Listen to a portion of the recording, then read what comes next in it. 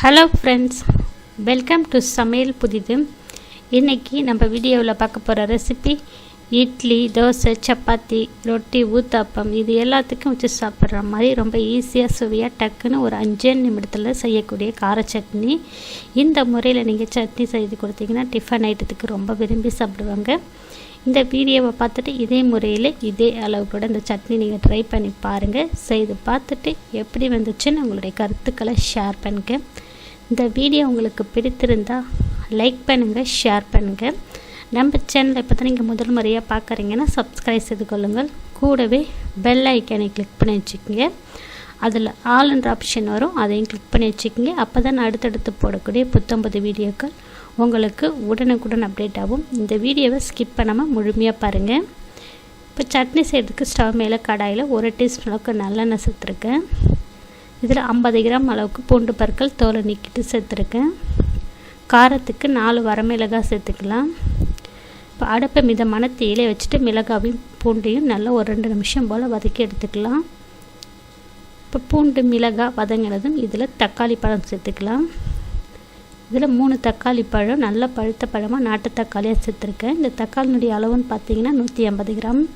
இப்போ தக்காளியை நல்லா பூண்டோடு நல்லா வதக்கி எடுத்துக்கலாம் மிதமான தீயிலே. இப்போ தக்காளி, பூண்டு, மிளகாய் எல்லாமே நல்லா வதங்கிடுச்சிங்க. அடுப்பு சிம்மில் வச்சிடலாம். இப்போ நல்லா இதை மிக்ஸ் பண்ணதுக்கப்புறம் இதில் கொஞ்சமாக உப்பு சேர்த்துக்கலாம் தேவைக்கேற்ப. 1/4 டீஸ்பூன் அளவுக்கு கல் உப்பு சேர்த்ததுக்கப்புறம் இதில் கொஞ்சம் சின்ன நெல்லிக்காய் சைஸ் அளவுக்கு புளி சேர்த்துக்கலாம். இப்போ இது நல்லா மிக்ஸ் பண்ணிவிட்டு ஸ்டவ் ஆஃப் பண்ணி சூடு முழுமையாக ஆறினதுக்கப்புறம் மிக்ஸி ஜாரில் சேர்த்து தண்ணி சேர்க்காமல் சட்னி நல்லா நைஸாக அரைச்சி எடுத்துகிட்டு வரலாங்க. இந்த சட்னி பார்த்திங்கன்னா தண்ணியாக அரைச்சி சாப்பிட்றத கெட்டியாக வச்சு சாப்பிட்டிங்கன்னா தான் நல்லா சுவையாக இருக்கும். இப்போ கெட்டியாக அரைச்சிட்டு வந்து ஒரு பவுலில் மாற்றிருக்கேன். இப்போ சட்னிக்கு ஒரு தாளிப்பு கொடுத்துக்கலாங்க. தாளிப்பு கரண்டில் 1/2 டீஸ்பூன் எண்ணெய், 1/4 டீஸ்பூன் கடுகு, உளுத்தம் பருப்பு, கொஞ்சமாக கருவேப்பிலை, இது எல்லாம் பொரிஞ்சதும் சட்னியோட சேர்த்து மிக்ஸ் பண்ணிக்கலாங்க.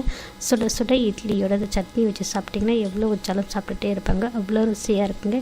சப்பாத்தி, இட்லி, தோசை, நான், ரொட்டி, ஊத்தாப்பம் இது எல்லாத்துக்கும் அட்டகாசமாக இருக்கும் இந்த கார சட்னி. இந்த முறையில் நீங்கள் பூண்டு தக்காளி சட்னி ட்ரை பண்ணி பாருங்கள், ரொம்ப விரும்பி சாப்பிடுவாங்க. இது இட்லி தோசைனாலே இந்த சட்னி செய்ய சொல்லி கேட்பாங்க, அவ்வளோ ருசியாக இருக்குங்க. இந்த வீடியோவை பார்த்துட்டு இதே முறையில் இதே அளவுகளோட சட்னி நீங்கள் ட்ரை பண்ணி பார்த்துட்டு எப்படி வந்துச்சுன்னு உங்களுடைய கருத்துக்களை ஷேர் பண்ணுங்கள். இந்த வீடியோ உங்களுக்கு பிடித்திருந்தால் லைக் பண்ணுங்கள், ஷேர் பண்ணுங்கள். நம்ம சேனலுக்கு மறக்காமல் சப்ஸ்கிரைப் பண்ணுங்கள். கூடவே பெல் ஐக்கானை கிளிக் பண்ணி வச்சுக்கோங்க. இந்த வீடியோவை முழுமையாக ஸ்கிப் பண்ணாமல் பார்த்ததுக்கு நன்றி.